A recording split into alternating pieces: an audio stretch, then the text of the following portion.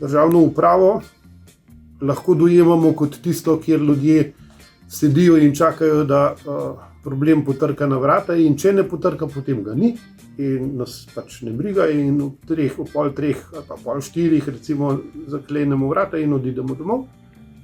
Ali pa državno upravo in birokracijo vidimo kot tisti sistem, ki je zato, da je ne samo tu in se dela, da dela, ampak da je tudi inventiven, samozavesten, da ve, da zna in tudi zmore. In pol birokrat neha biti zmerljivka, ampak je to ena od dejavnosti, ki omogoča, da vse drugo tudi deluje. Ni nadrejen drugim, ampak je v isti vrsti, kot je recimo zdravstvo, šolstvo, gozdarstvo, obrtniki. Vsi se morajo zanesti, da bo tudi ta podsistem dal svoje od sebe.